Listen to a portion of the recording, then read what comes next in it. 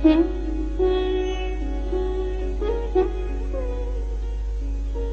انشا ایک مضمون نگار ایڈیٹر قومی ادب کے دفتر میں داخل ہوا. ڈرتے ڈرتے جھجکتے جھجکتے ایڈیٹر سے کہا جی ایک افسانہ لایا ہوں, بالکل اچھوتا موضوع ہے, آپ دیکھیں گے تو بہت. ایڈیٹر نے کہا چھوڑ جائیے افسانہ, اس کے ساتھ ٹکٹ لگا, جوابی لفافہ ضرور ہونا چاہیے, آپ کو 6 مہینے کے اندر اندر اپنی رائے سے مطلع کر دوں گا. مضمون نگار نے لجاجت سے کہا گستاخی نہ ہو تو عرض کروں کہ چھوٹا سا افسانہ ہے, آپ ابھی سن لیجئے اور اپنی رائے مجھے بتا دیجئے, بس 3-4 منٹ کی بات ہے, آپ اجازت دیں تو. ایڈیٹر نے گھڑی دیکھتے ہوئے کہا اچھا خیر پڑھیے, کیا عنوان رکھا ہے؟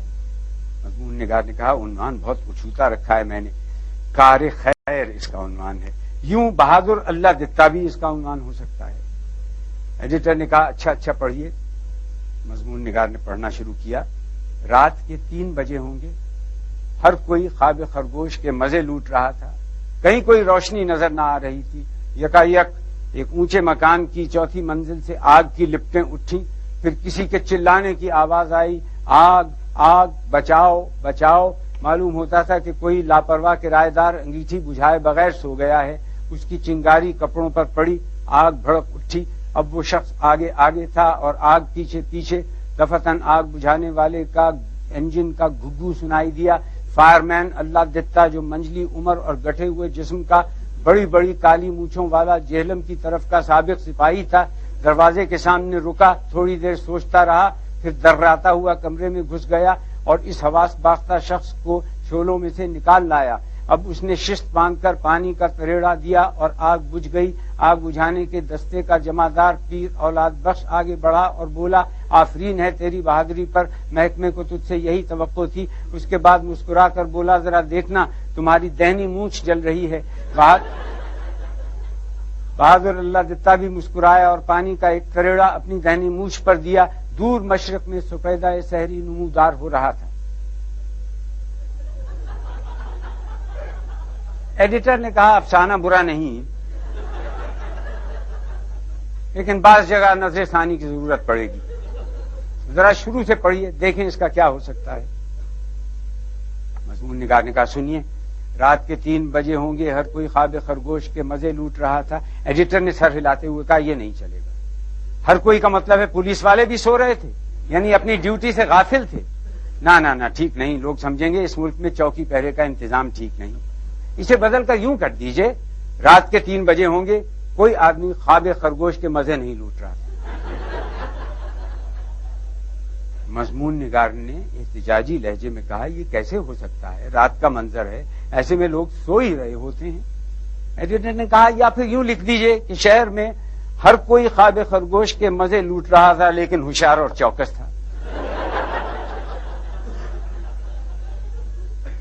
مضمون نگار نے منمناتے ہوئے کہا جی کیا فرمایا, سو رہا تھا اور چوکس بھی تھا. ایڈیٹر نے کہا ہاں یہ تو کچھ بات بے معنی سی ہو گئی. اچھا یوں کر سکتے ہیں, کچھ لوگ خواب خرگوش کے مزے لوٹ رہے تھے, کچھ ہوشیار اور چوکس تھے. چلیے آگے چلیے. مضمون نگار نے کھنگارتے ہوئے کہا کہیں کوئی روشنی نظر نہیں آ رہی تھی. ایڈیٹر نے روکا کیا مطلب, کہ آپ کا کہ کیا ہمارے ملک میں ایسے بلب بنتے ہیں کہ جل کے روشنی نہیں دیتے؟ مضمون نگار نے کہا جی نہیں یہ بات نہیں, رات میں بلب بجھا دیے جاتے ہیں.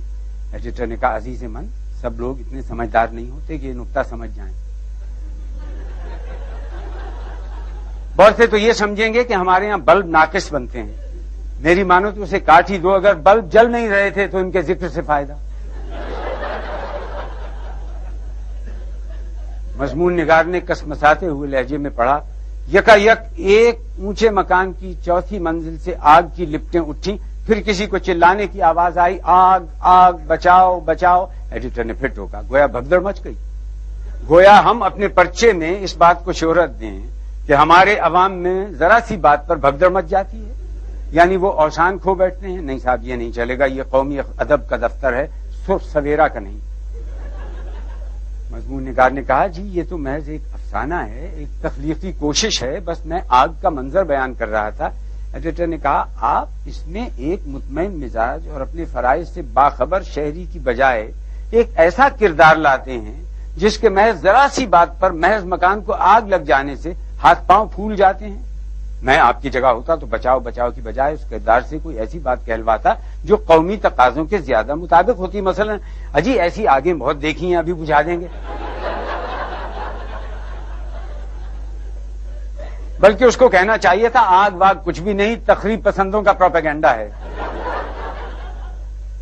مضمون نگار نے مری ہوئی آواز میں کہا جی آگ تو بہرحال لگی تھی. ایڈیٹر نے کہا آپ آگے چلیے, آخر اس شخص کو اس بری طرح جلانے کی کیا ضرورت ہے.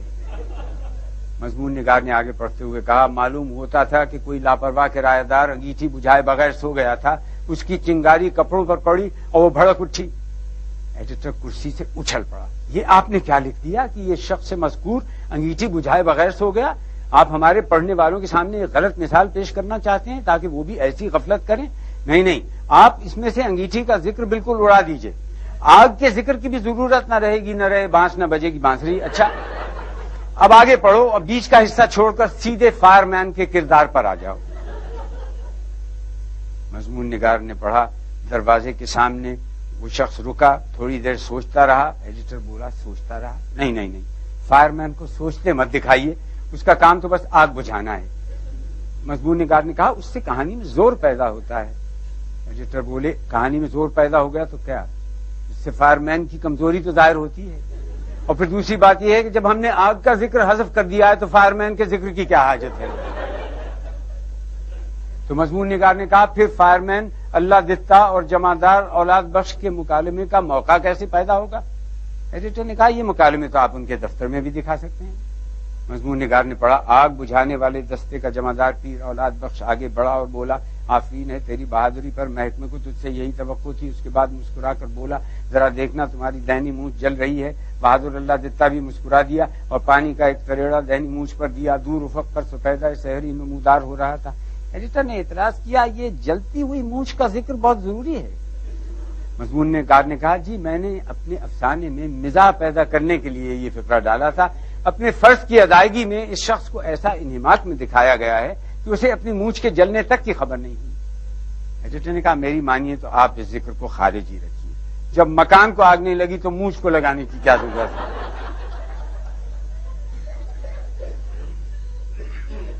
خیر اب شروع سے سنا دو کہ کہانی کی کیا صورت ہوئی. مضمون نگار نے کہا جی سنیے.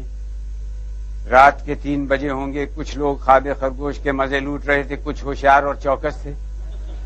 یک ایک مکان کی 4تھی منزل سے کوئی پکارا آگ باغ کچھ بھی نہیں, تخریب پسندوں کا پروپیگنڈا ہے. فائر مین اللہ دتا منجلی عمر اور گھٹے ہوئے جسم کا جہلم کی طرف کا سابق فوجی افسر تھا. آگ بجھانے والے دستے کا جمعدار پیر اولاد بخش آگے بڑھ کر اس سے بولا آفرین ہے تیری بہادری پر, محکمے کو تجھ سے یہی توقع تھی. اللہ دتا مسکرایا, پانی کا تریڑا اپنی دہنی مونچھ پر دیا. دور افق پر سفیدہ سحری نمودار ہو رہا ہے.